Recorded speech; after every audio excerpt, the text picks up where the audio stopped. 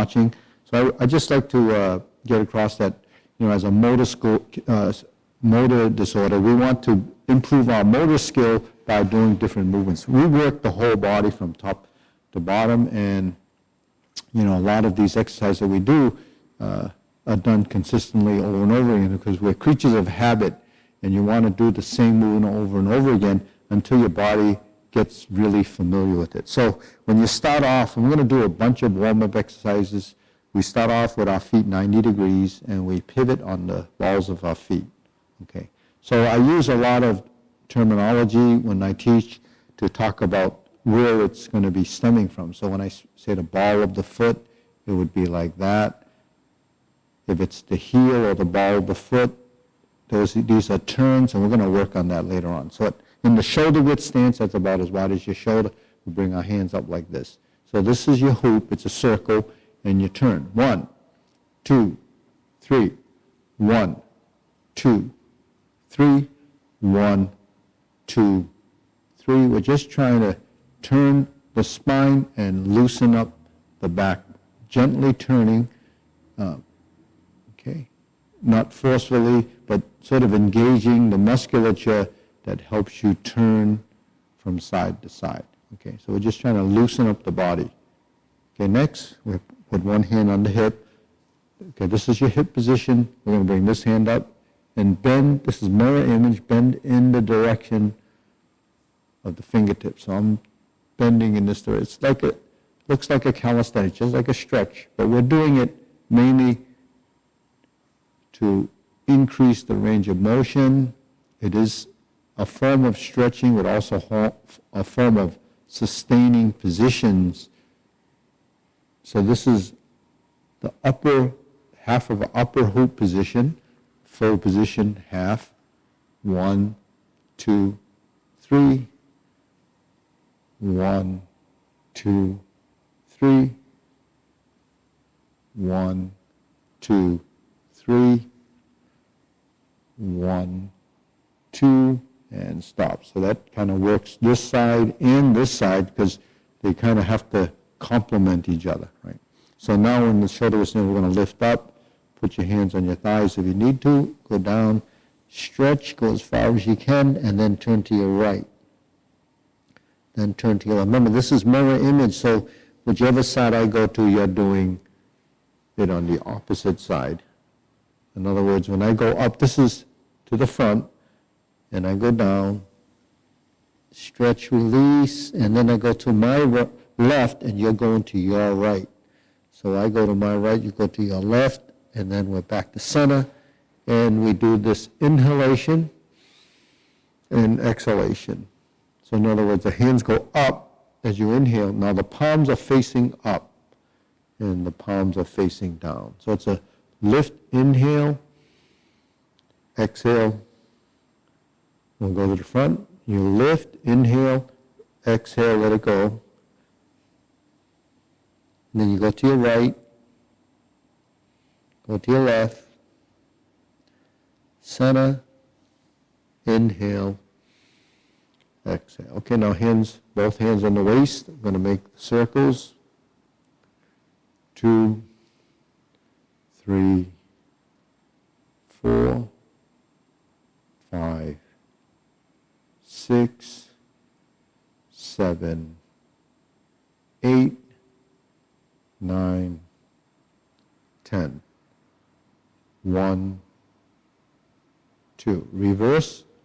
1, 2, 3, 4, 5, 6, 7, 8, 9, 10.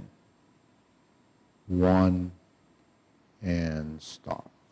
Now we cross, hold the kneecaps, circular movements. 1, 2, 3, 4, 5, 6, 7, 8, 9, 10. Switch to hands. 1, 2, 3, 4, 5, 6, 7, 8, 9, 10. Okay, hands up. Okay, put your hands on your waist. Okay, next, we're going to turn the head. So it's a neck exercise. Turn 2, 3, 4, 5, 6, 7, 8, 9, and 10. Center, back and forth. 1, 2, 3, 4, 5, 6, 7, 8, 9, 10. 1, 2, center, tilt to the side. 1, 2, 3, 4, 5, 6, 7, 8, 9, 10, 1, and 2. Center, rotating. 1, 2, 3. Reverse. 1, 2, 3. Center. Hands out. Pull in. Inhale. Up on your toes and down. Inhale. Exhale. Inhale. Exhale. Okay, hands on your waist again. Now we're going to pull the feet a little bit closer, maybe leave about a 3.5-inch gap between your feet. 1, 2, 3, and 4. So you notice we're pivoting on the ball or the heel of the feet. So by doing it this way, we actually don't pick up our feet and do that, because that's really, not very controlled. Whereas when we're doing this, we're actually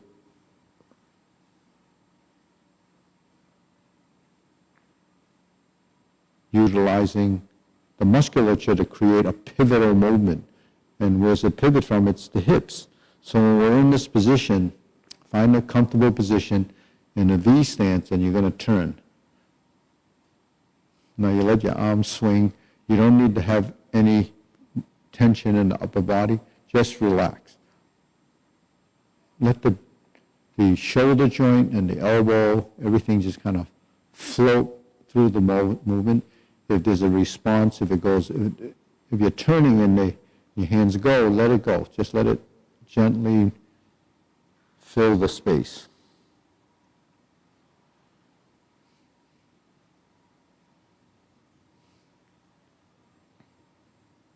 And center. Okay, let's go back to center, close it up. Okay, deep breathing, inhale,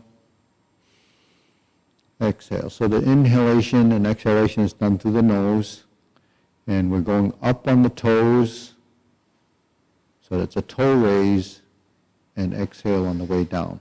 So that actually works your feet. So you're working movement, you're building some strength in your feet, and building and working your balance, and you have this up and down movement, and you're building, vertical balance, standing on your balls of your feet. Okay. So some people, when they first go up, they feel unstable. So don't think of lifting from the sole of your feet or the ball of your foot. Think of lifting from above, and that'll take you up as your heels go up. Okay, so that'll help you, keeping that in mind, that you're kind of pulling yourself up and pulling yourself down, or letting yourself drop. Actually, gravity is going to bring you down. All right, good. Now the next thing we're going to do is pull the heels together like we did in the beginning. Hands on the waist. Now we're going to pivot and pivot. So that's the shoulder width stance. And we do it again. 1, 2, 3, 4. 1, 2, 3, 4. 1, 2. 1, 2, 3, and 4. going to turn. This is the back side, so you're going to follow on the same side. So if I'm moving my right, you should move your right. So this, I think, makes it a little bit easier. It's a shoulder width stance. Now we're going to do this. You see how I kick the heel out? I'm going to sit back and turn. Go forward and back, and then pivot back again. Ready? 1, 2, 3, 4. 1, 2. Shift. 1, 2, 3, 4. 1, 2, 3, 4. 1, 2, 3, 4. 1, 2, 3, 4. 1, 2, 3, 4. Now let's stay here for a second. Now the knees alternate. You notice when I go forward, see the knee lines up with the toe. The rear knee stays fairly straight, and then when this bends, the front knee straightens, and then you go forward again. So you see there's a relationship between what goes on here in the forward position and the back position. Then I square it up again, then I'm going to turn in this direction. We're going to do a few of these. 1, 2, 3, 4. 1, 2, 3, and 4.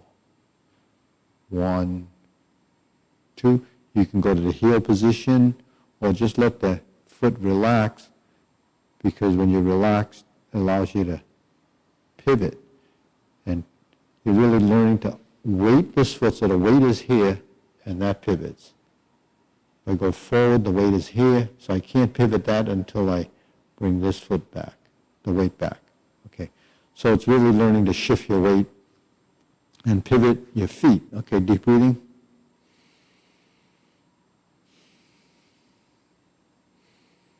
So I don't want to do a series of exercises and then come back and explain why I did that. So, what we're doing here is learning to pivot, to change directions. I want you to realize that, in order to change directions from the front side going in another direction, if you have a little bit of trouble and you don't know what to do with your feet because you end up kind of shuffling like that, that's not the most efficient way of getting over there. So by learning to turn and then relax your body, or relax by pivoting on the foot, that'll help you go in a direction. So if you just practice turning like you're holding a steering wheel, you're going to turn by pivoting, so your feet become sort of that steering mechanism to take you in a direction. So that's kind of what the advantage of learning to pivot does, because they'll take you in a direction and then you're ready to take your next step. Okay, so that's really what ends up happening. So Tai Chi's footwork, or the footwork that we use in the Tai Chi Paradigm, really helps you build an understanding and a mechanism for learning how to do some of the, the physical things that you may have a little trouble with. So that's one way of moving. One way of turning and changing directions. Now, because we're standing like this, we get used to this shoulder width position, and we learn to shift our weight between the feet. So we're constantly shifting weight and then moving the unweighted foot. So how do you know which foot is the unweighted foot? It's the light one. If you shift your weight and carry your weight on that side, that's the side that's supporting you. This is the side that moves, okay? And then as we progress through the exercises, you notice that I bend my knees in this position. Then in the single-legged stance, we kind of alternate the knees, okay? So those are relationships in the body. You build a relationship to the right and left side, and then your body gets more comfortable. And because we're moving and shifting, you can't really do that if you're too stiff. So we have to learn to release the tension in the joints so that we can kind of float from position to position, and that's kind of manipulating your joints. I call it manipulation of skeletal structure. So when you manipulate your skeletal structure, it creates movement, and any kind of movement that requires a consciousness of, or sort of visualizing a pattern or creating an action that's functional, requires you to direct the movement. That's what we call directing the movement using your mind as an intent. You have an intention to do something, so you kind of tell your body to do that. So that's how we kind of bring this mindfulness and this consciousness of what happens in the movement, and sort of recruit the right musculature to create the appropriate action. So all of the things that we do actually support that. Okay, so now from here we're going to do the shoulder roll.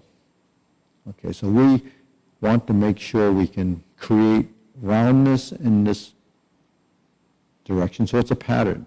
Even though it's a shoulder shrug and you're moving it toward the front and you're moving it toward the back now, you're just activating the muscles that actually would create this movement. It does take coordination and it does take control, but that's what your voluntary muscles are designed for, and used appropriately, it will create the action that you want it to do. Now, some people have a really easy time doing this. Some people have a difficult time doing this because this area and this area has been, not used so much in this way that it kind of goes away. You can call it dysfunction, but at the same time, it's just your body doesn't recognize the movement, so it doesn't know how to do it. So we have to pay attention and think about making a circle. So it's sort of mind over matter. You have to sort of consciously feel that there's some roundness in that movement. So you have to kind of imagine it being circular and continue to do it till it gets nice and smooth and not broken and not stiff. Because a broken movement would be one side is not working in coordination. So you have to build that sequence of events. Now this is fairly easy. This is a press and a release.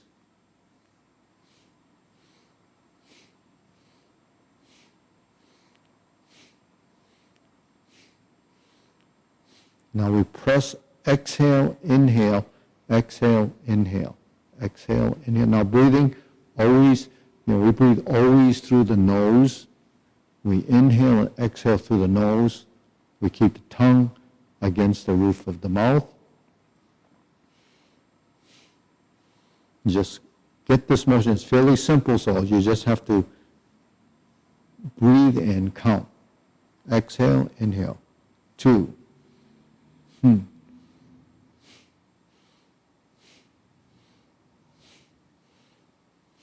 So every time you exhale, think it like it's triggering the next count.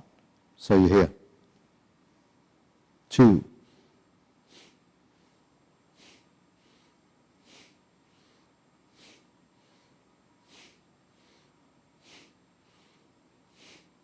And 10. So I just counted off 10 mentally as well as tying it together with the breath.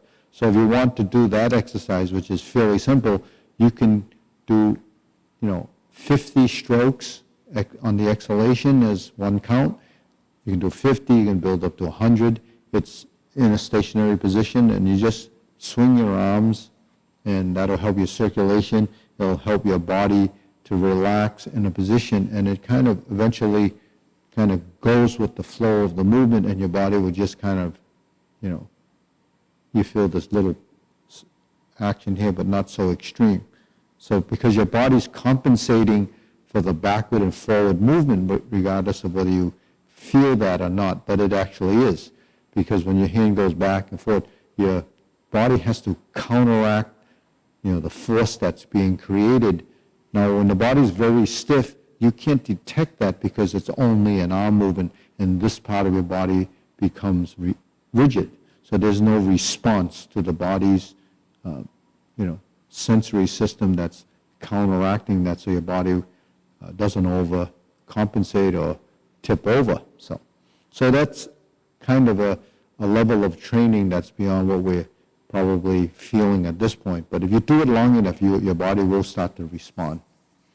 Okay, next, circular movements. Okay, you notice the elbows and the knees have to work together. Okay, so when you bend the arm, fold the knees. Bend the arm, fold the knees. So you fold the knees, you must have to lengthen them or straighten them. The same with your arms. So there's the relationship. They kind of work together.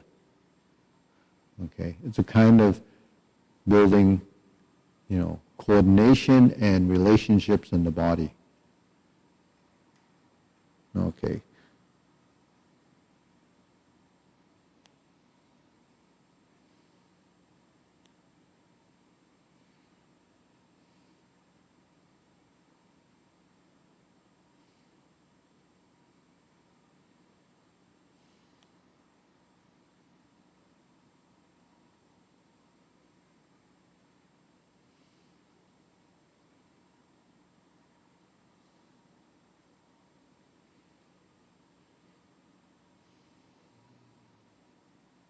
And we're going to do a final one and bring the hands down to here. That's the lower hoop. Palms down, flat. Okay, we're going to make a swing. So here's our arms going to go up. 1, 2, 3. 1, 2, 3. 1, 2, 3. 1, 2, 3. Now this goes way up, so you have to release this. The shoulder has to relax as much as possible. And then you go the opposite way. 1, 2, and we go way up on this side. That's the third motion. You do 2 circles, 1, 2, and on 3 it goes up. You go down, 1, 2, 3. So you create a little bit of momentum, so the arm really doesn't have to lift as much. If you just from a standstill lift, the chance of your arm tensing too much, is more likely, so you're not going to be able to release as easily. Now if you free fall it and let it go up using the momentum of the arm, then it reaches its top. 2, 3. 1, 2, 3. Okay, good. So that's your over the head movement. It increases range of motion, works your shoulders, and your body actually will do the same thing as compensate for the action and the movement. Your body is constantly counteracting motions in the body in order to stay balanced. Now, being balanced, that's I guess in a sense, an advanced strategy of how that feels. But you can only detect that feeling when your body is relaxed enough to feel it. You can't feel things when it's tense. You have to actually relax in order to let, the sensitivity or even the impulses from your fingertips to respond. How can you feel anything when all the energy is spent making your fingers rigid? Okay, so that's why as you relax your body, as you relax your feet, in a sense that you're letting your toes become part of, this response, that you can feel your ground. You can feel what's under your feet. You feel pressure. You feel, so these are all types of things that heighten your awareness. And if you're not aware of these things, it's because your body was too rigid. You let it go and try to feel everything that's going on around your space. So it's heightening your sensitivity, heightening your awareness. And when we do these movements, your body will become more, working with your movement rather than against your movement. Okay, now we're going to go from side to side, and we're going to go over to this direction and bring this foot over. If we go over to this direction, we're going to bring this foot over. Okay, so we go, but you have to go to a point where you stop, and then you can pick up this foot. And we go over to the side enough, and then pick this foot up. So you could practice, if you know, one good way of practicing this at home, if you're standing in front of a counter and you shift your weight, try to find the balance point without actually gripping the counter. Just use the counter as a little bit of support, also to give you some confidence in building the feeling of what that feels like. So all you have to do is shift over and bring your weight, and just sustain it as long as you can. And that's going to give you a position where you're balanced. Okay.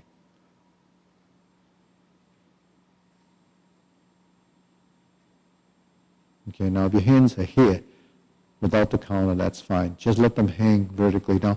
Don't do this kind of stuff, because if you do that, then that's really creating excessive moments up on top, or forces up on top, and it's going to cause your body to jostle, and that jostling becomes a response, because if you didn't allow that to happen, you would tip over. So that's why your body does have this response mechanism, and it kind of tells you where you are and what you should do to overcome that position. Okay, now I'm going to give you the back view again, and we're going to do this. So on my left and my right, this is how we walk. Isn't this how we walk? Okay, we walk like this. 1, 2, 3, 4. We go backwards. 1, 2, 3, 4. Let's just go forward. 1, 2, 3, 4. Okay? You see how I did that? If I'm going forward, it's the opposite side and the opposite side, opposite side. 1, 2. Okay? So you notice that when my foot is forward, my other hand is up, and then if I want to pull it back, it's that. So that's really the mechanism that we're building. It's a cycle, it's a repetitive motion, but it's not anything new to you if you're walking like this. So what do we have to do? We have to swing our arms, we have to coordinate it with the foot that's going forward and back, forward and back, forward and back. So we're doing a numerous conditioning here, or training, where the hands are swinging, you're using your shoulders, the leg has a relationship on the opposite side, and you're building control and balance, right? So this is your support leg. So why do we have to build the support leg? Because this leg has to begin to realize that it has to carry your weight. So we're like this, we're going to walk, walk, so we walk 1, 2, 3. 1, 2, 3. 1, 2, 3. There's the position, there's the back position, and we just stay here alternating the hands. Or we can 1, 2, 3, 4. 1, 2, 3, 4.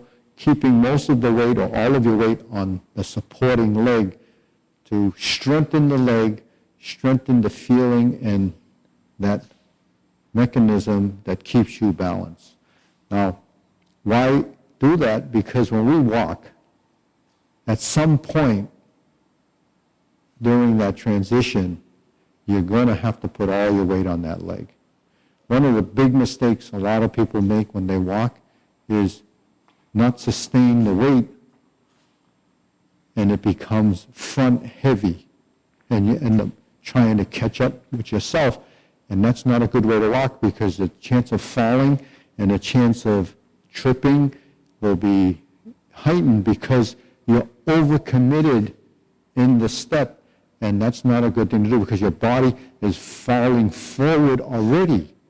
So by balancing in your movement, you're actually sustaining it so your body's always in control regardless of how fast you're moving. Now, as you get better with this, you can walk faster and you can speed up the movement. And the only thing that's happening is your pace is really still sustained throughout the movement. So you're building this support leg through the training as a habit. Because right now, this is a habit. And you're walking, that's not a good way to walk. It's not a good way to walk for anybody at any age, because that way is really stumbling. And, the reason why people fall, as they become, at a certain age, maybe over 60, they start to fall. They say falls happen a lot more. Once you turn 60, it's because the habits have been ingrained as to how you think you're supposed to be walking. And if you're not walking, your body kind of really doesn't recognize the format for walking. And then what ends up happening is that you just rely on getting from here to there, and however you get there, it doesn't matter. But it does matter if you're training to improve your walking, to improve functionality, and trying to develop the ability to sustain and prevent the progression of anything that could be happening, in time. So I think that's very important. So when we're going from side to side, we do this. So what is it? It's still compensating for your body's movement. So, you have to think of your body as a mechanical object that has to move and balance. And it is a mechanical system where you have to counteract anything that's going on. It's like if you go like this and hold your body is actually not tipping because this side of your body is pulling back. When I go this way, this side of the body is taking the load and this side is compensating. We don't feel that because our body is rigid enough. But how much does it take to hold it out there? We don't really know until we experience a feeling. So we go like this and, okay, now it's balanced. It's balanced because we have this support, we have a bit of weight on this side, the load is on this side, and we have a load on this side. So now we're centered. So that takes less effort because we have the balance of what it is really balancing your center of mass. The center of mass is changing. When you move from one position to the next, your center of mass changes. So what do you have to do? You have to compensate by reacting. Response time, really, the quicker it is, the more it becomes a reflex. So at this point, we're practicing a movement, and if you do this a few times, now you can feel that this leg is really working. It's holding your body weight, and it's not allowing you to tip. So that's what we're doing there. We're going to go to the other side, do the same thing a few times. Okay. So a lot of these things that I'm talking about is just strategies to overcome some of the deficiencies that we may have, and why, what we're doing in the Tai Chi Paradigm is so supportive to, the Parkinson's type of ailments that you may have, or this maybe degeneration of the body. But I think a lot of this is tied to the rigidity in the body from, maybe tension or stress or whatever your body is going through. So the only way to overcome that tension is to move. So overcoming it, takes out some of that. Now, a lot of us have stretched and know what stretching is. So stretching is kind of letting the muscles let go. But when you're very tense and you try to stretch, it doesn't happen because you can't mindfully get that muscle to relax. But when you try to create a movement, you can create the motion, and the musculature has to correspond to that motion by releasing and balancing what has to happen between the muscle contraction and the relaxation of the opposing group of muscles. So whether we're doing this or this, something has to happen in your musculature for that. So that's a motor skill, and that motor skill is really developed from your body's understanding. So in Tai Chi, we call it body intelligence. Now, how intelligent can your body become? Actually, if you've never done, Tai Chi for many, many years, or you haven't done it for a long time, you probably can't experience how intelligent the body can be. But the body is pretty amazing as to what it can do and what it can learn over time. A lot of the athletes that are super athletes, their body is super intelligent because, maybe they're gifted or maybe they've worked through it and developed a skill level beyond the average person. So for us, we don't need to go to that level if you're just trying to overcome some of the issues that you may have that you may have during, from day to day. So getting out of a bed, getting out of a chair, moving, you learn to manipulate your skeleton so you can get in a position to do the movement correctly, or, work your body. So everything that we're doing ties into functionality. So we don't need to use a lot of strength. What we need to do is activate the system that controls this. So between this and this is what we have to work with. Okay, so really using the mind intent, the consciousness of that movement, and the mindfulness of what you're trying to do, and then tie it to your visuals. Visual recognition is very important, and then the visual recognition ties into the assimilation of those motions. If you're trying to make a circle, you do that.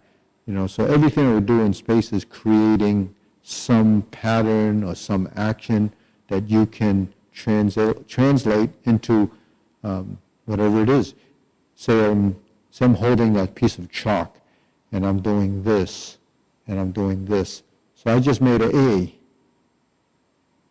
If I draw a straight line and I go like this, or I do it on the opposite side, that's a B, depending on what it is. So a lot of our movements are creating these actions, okay? So if it makes sense to you that we're actually just scribing, patterns in space, then that's what you have to do. You have to visualize what it is. I'm making a circle, that's what it is. I'm making a circle.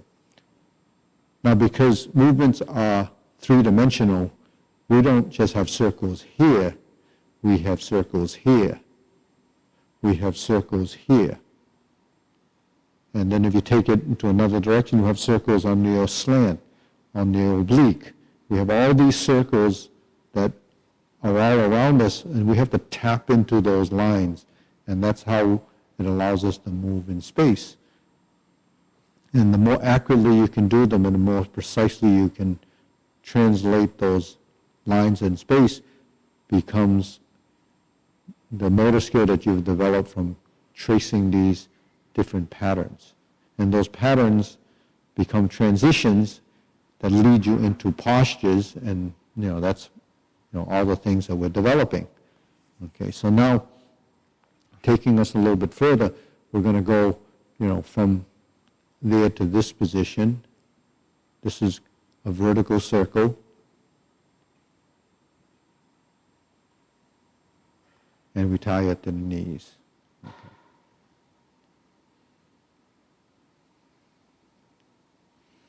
So when I mention there's a circle out in front of you, right in front of you, like you're looking at a mirror, there would be a round mirror. But when we go like this, your circles are on the side. So you'd have to look from this side to see it. But we're visualizing and imagining the roundness of this motion. This is called preparation. Okay, so we're just bending and straightening, bending and straightening. You notice the elbows and knees are building that relationship, right? So we lift up, so the elbows straighten, the knees straighten. So that's called preparation. Okay, next, we're going to go through something that's more dimensional. It's called silk reeling. So we're going to step out like this. Maybe I'm going to do it over here. Okay, so the legs are going to do this. We're in this hold the ball position, and we go forward and back. Forward, okay, turn the hand like this and back. So it's 1, 2. Now you look in the mirror, you see the hands? 3, 4. Okay, so this is 3, 4. And we're back. 1, 2, 3, 4, 5. 1 and 2, 3 and 4, 5. 1, 2, 3, 4, 5. 5 could be 0, 1, 2, 3, 4. 5 would be 0, or restarting, 1, 2, 3, 4, and back. 1, 2. So this is even, this is odd, this is even. Okay, odd and even. So 2 and 4 is here, 1 and 3 is there, and we're here. So if you go by those numbers, you would realize that it's cycling through, and we have a pattern, and eventually your body picks up on this.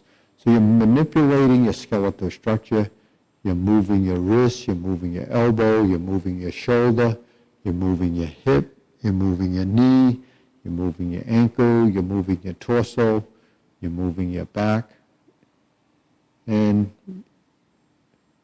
your neck is relaxed, and you're going forward and back. So, I just named the different areas of the body. I call those the primary movers, as where it's going to go, right? So that's silk drilling. It's 1, 2, 3, and 4. There's your reset, and we're kind of facing that way. Now I flip over to this side. I'm going to do the mirror image. So we're here, 1, 2, 3, 4, 5. We're here. That's 0, 1. 1, 2, 3, and 4. So it's the same relationship. 1, 2, 3, 4, 5. 1, 2, even, 3, 4, even, back. So I'm just using any type of reference that will make it a little easier for you to pick up on, so that eventually you'll begin to understand, what's going on to create the movement.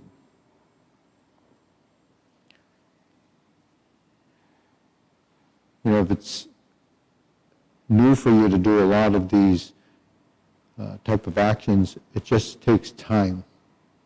Everything we're doing is a function of time. Time can be days, could be weeks, could be months, or it could be minutes and hours. Depends on, how often you practice, how frequently you practice. The longer you practice, the more often you do it, the better you get. It's the same adage, practice makes perfect. Exhale. Inhale. Exhale. Inhale. Exhale. Okay, now we're going to stand here and do a set of cloud hands. So what is a set of cloud hands? Upper body, arm movements.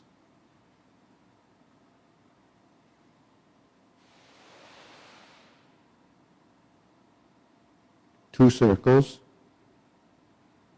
not much different from this.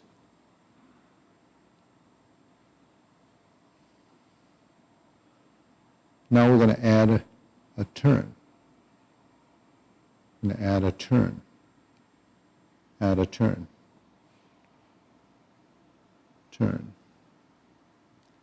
Turn. Okay. So actually you have to turn from your back. These muscles are generally pretty rigid. So these muscles, the only way you can either you stretch, and that's actually not always the greatest thing to do, you can turn and rotate. And so that's going to be something that helps you alleviate some of the tension in your back. Because a lot of times when we're standing, we're just holding our body in a rigid position. And this area of your back is going to be exhausted by the end of the day, because all it is holding up this mass. So if you're tall and you have a lot of bulk up on top and you're leaning over, that you can imagine what this is doing to keep you upright. So really good posture will take a lot of strain off your back. Okay, so everyone says that works with people. They say, oh, you have problems with your back. It's because your abs are weak. Well, if your abs are weak, your back is probably weak as well. So you don't need to be doing hundreds of sit-ups to strengthen that. You have to learn to move and balance your skeleton. We don't need to have a six-pack, at this age. What we need to do is recruit and utilize our musculature the way it was designed. And the way it's designed is to move. We're not really designed to have all these specifically very defined muscles. That's something that's, society likes to see, but the thing is, it's not necessary to have all this muscles and bulk in order to be functional. In fact, that would kind of stiffen you if that's, it's okay when you're younger, but as you get older, learn to move and build integration of body. Motor skill, integration, okay? Build complexity in your system so that you build the brain matrix and, build motor skill, build your neurons in the brain that are required to do these movements. Okay, now typically we would walk in the cloud hands to the side. So we do a side step. So now we're integrating hands and legs. Now we've done some side to sides, right, like this. Now you're going and switching. Now I'm not doing a lot of pivoting here. All I'm doing is getting you to shift your weight. The pivoting side of the cloud hands happens in the form, and when you get to that level or that stage, then we can work off of the foot movement that we can start. Everything is making circles and turning and stepping. 1, 2, 3. 1, 2, 3. Okay, good. Shake it off. So that's your cloud hands. The next move we're going to do is defining the geometry of position. Okay, this is a lower hoop, shoulder height, eye level, palms out. Remember we talked about patterns? Well, all our movements are patterns. They're circles and arcs. And how do we create these circles and arcs? By manipulating our skeletal structure. What's the benefit of manipulating our skeletal structure? To create circulation. Good circulation comes from good, complete movement in the whole body, not just one side of your body or one appendage. You want the circulation to happen throughout. So we're doing everything standing up. Some people, if they have problem, standing, you can do it sitting down. But the benefit, for us at this point, especially if you're working on mobility and balance, it should be done standing up as long as you can. If you need a chair or if you need, sort of using some kind of a device to help you or support you to give you a rest, then by all means you use a chair. Wherever you're practicing this or watching this, you're in your living room. Do the patterns in the upper body, and then stand up again, take a break, work it again until you can build and stay throughout the whole, 60 minutes or 55 minutes of these exercises. So this is called the infinity sign. Another pattern, sometimes I compare it to movements that someone is doing so you can relate to it. It's like a conductor. If you imagine a conductor just going like this,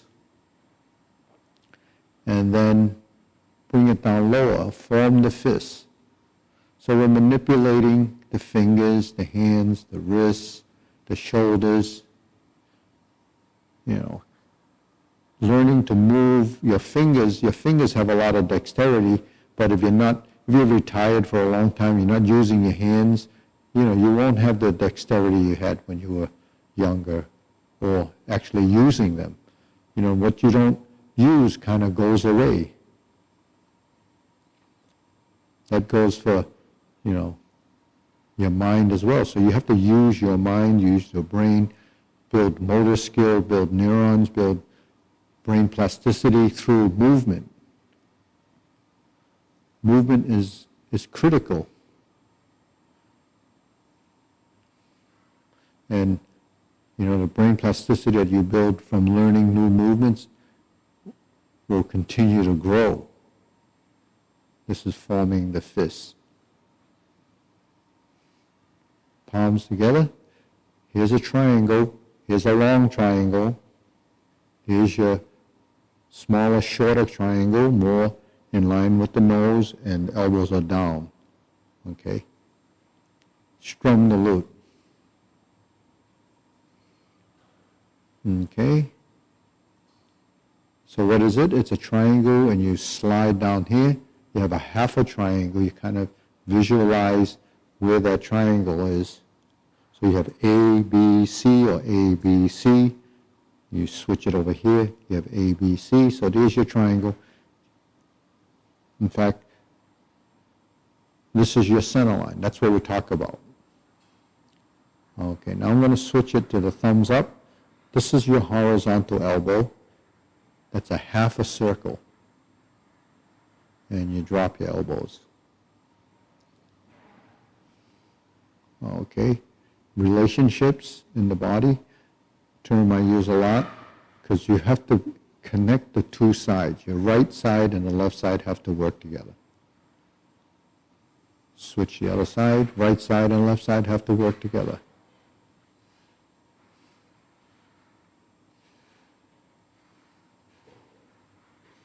Okay, center, and bring your hands down. Deep breathing. Okay. We got 10 minutes. So anyways, I just mentioned relationships and why the right and left sides work together. So just think of it. You say, well, you know, why do I have to get my two sides working together? Well, just think of, you know, when you're eating or you're using some utensils on a plate, try cutting something or buttering a piece of toast or whatever you use, you know, when you're having dinner or lunch, if you can do it with one hand. It's tough to cut something or butter something without using two hands, because that's a functional task and there's a relationship between what's happening here and what's happening here. Now, if I went like that, if I had a piece of toast here and I put something in jam or butter and I go like this, my hand is doing that. It's doing that. Or spreading. And you can't use a whole lot of pressure because you will tear the bread. Okay? If this hand doesn't have enough force or tension to sustain this, then there won't be a relationship between the two things, that's the task that you're trying to perform, which is buttering. So there is a sensitivity there, there is a support there, there is a consciousness that if I don't have it in a position that it's going to drop. All of this is being calculated up here as a task. But look at the position. I first form my fist, I have a position. Okay? When I go like this, that's what you're doing here, right? When I lift my hand up like this, that's what you do when you bring a glass up. So you see, these are not just movements. There's a functionality to it. So these are the joints that we move to do this. So if there's value to anything that we're doing, we're moving the musculature is required to do certain things.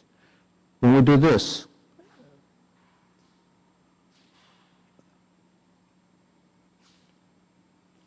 those are the muscles that are required to make that step. We don't need to be lifting 400 pounds. We just need to lift this leg. And you don't even have to lift it too far before it's going to go down, because your body is transitioning and is transferring And what brings it down is gravity. Gravity is acting on your body.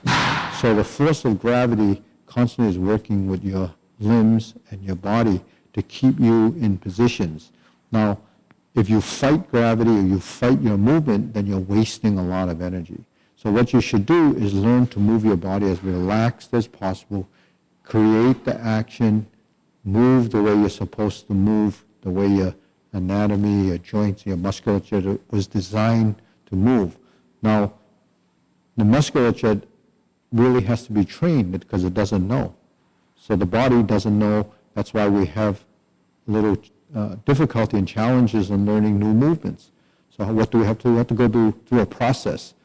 And we learn through, teaching our body through a certain amount of understanding from visuals, what you hear, and what's taught to you in sort of this format. It has to be somewhat systematized, or should be very systematized, in fact, in order to get us through, the learning challenges.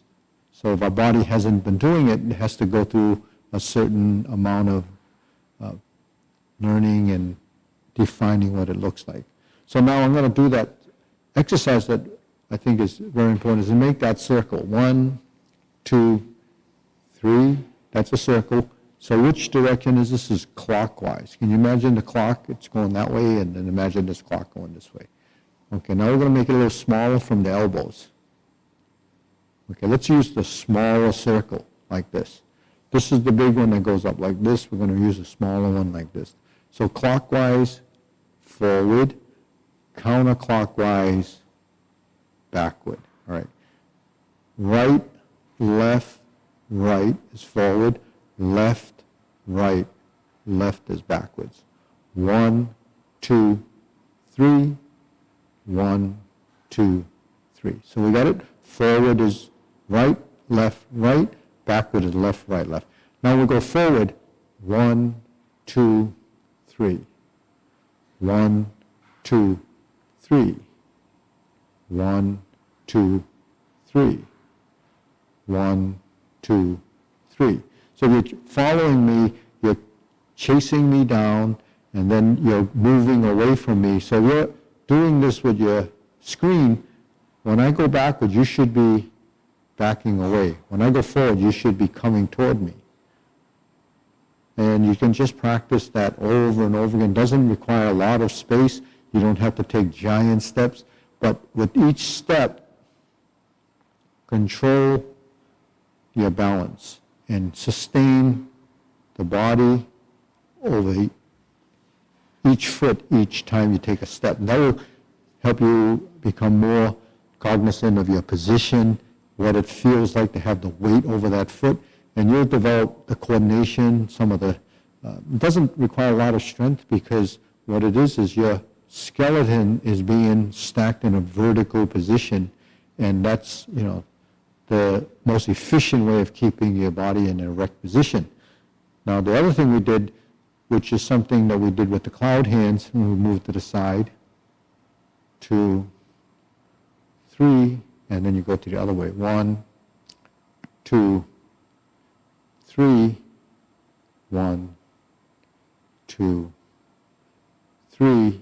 So this is something I've introduced there because that'll help you move side to side, but we're already doing this kind of thing.